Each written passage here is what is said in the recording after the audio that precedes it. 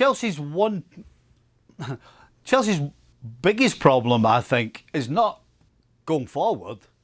It's defensively. I mean, they're going to create chances and put teams under pressure all day long, every single time they step on the field, regardless of the opposition. But I'll tell you what, they give me a heart attack at the back. I mean, they go a goal down. Okay, it's a fantastic ball in behind, but there's a couple, maybe even 3 Aston Villa players, any which one of them could have put the ball in the net. And then they get ahead, and then the mistakes. I mean, Rudiger is so lucky. He tried to play a back pass, completely missed it. Ended up nothing happened. And then Aston Villa could equalise with, what, 7 minutes to go. Christensen made a mess of a clearance, a simple clearance. So, listen, I'm with the boys as far as attacking's going. Yes, they could do with putting teams away, but they will create chances, no question. But they have to do something defensively to shut the shop up. And I tell you, Dan, the other thing is as well, Spanish goalkeepers are the theme at the moment. We were talking about De Gea after the Man United Tottenham game, and he came in for a lot of stick, and a lot of it from us, and I think deservedly so. And he's going to be looked at closely by Solskjaer and the fans. There's not a doubt about it. Same can be said. Kepa didn't think he did brilliantly with the first effort that he palmed out. It came straight to him. Some might say it came a little bit quick, but I don't think Lampard will see it that way. I think he'll see it as another mistake from a guy who he's considered, before the lockdown, a little bit of a liability. Now, this is an issue. As Stevie said, defensively, they've looked a bit iffy. And when that happens, you need to have a rock-solid goalkeeper behind you.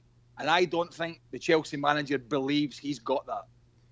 Don, looking at those 8 remaining matches, how much of it is kind of a shop window now for those players looking to book a place in the starting 11 or indeed the squad next season with the new personnel coming in? Yeah, it's going to be a test, but that's what you want. When you're playing for top sides, you want to be tested. Tammy Abrahams took a knock today. He didn't play, so his confidence will be dented slightly, but he's got to respond. It looks as though Giroud is Frank Lampard's trusted number 9 for what he does to the team and what he does to the midfield players and the wide players in and around him. So I think when you're Chelsea, when you're pushing for all the domestic trophies in the league, potentially Champions League next season, you are going to need a bigger squad. And I don't think Tammy Abraham's the finished article. I think he's a fine young player, but he needs a little bit more to his game when he matures. So I can only applaud Frank, because what he's trying to do is trying to put his own stamp on this Chelsea side. And I agree with Stevie, really. When they do go ahead, they don't finish games. They don't control games, neither. They missed Jorginho today, and he's one that could control the tempo of a game. And unless they get 2 or 3 clear, they still give you a few flutters, Chelsea, defensively.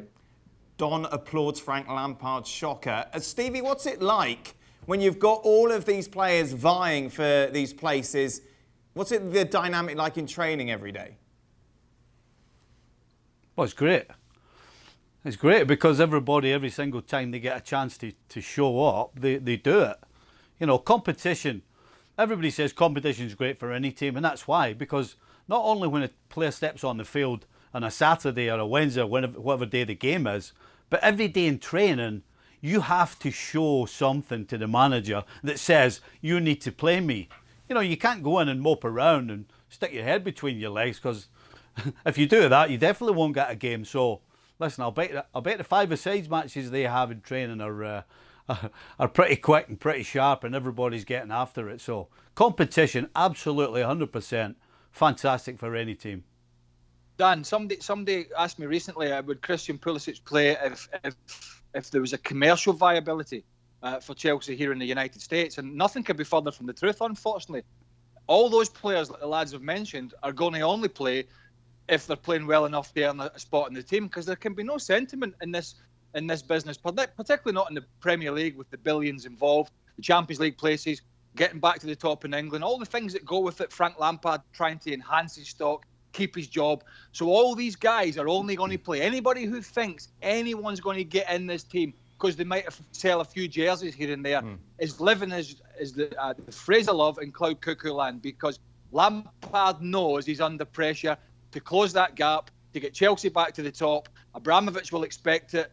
He's gone out with the checkbook already, and he's given them Timo Werner, one of the best forwards in European football, and he'll expect results. So none of that front line or any other player in that Chelsea team will play next season or beyond unless they're deserved of a place in the starting 11. It's as simple as that.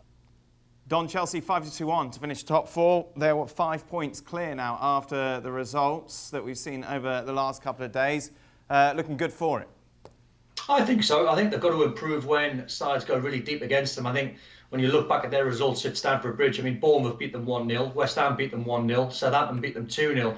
So when sides go really defensive, like Villa did today, and they struggled for, not in terms of, winning the game, but they controlled the game, especially in the first half, but they need to put teams to bed because the Premier League, no one goes away in the Premier League.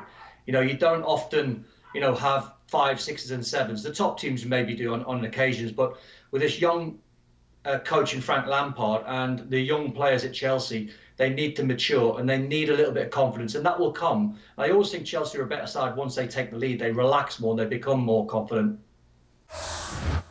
Thanks so much for watching ESPN on YouTube. And for more sports highlights and analysis, be sure to download the ESPN app. And for premium content and live streaming, subscribe to ESPN Plus.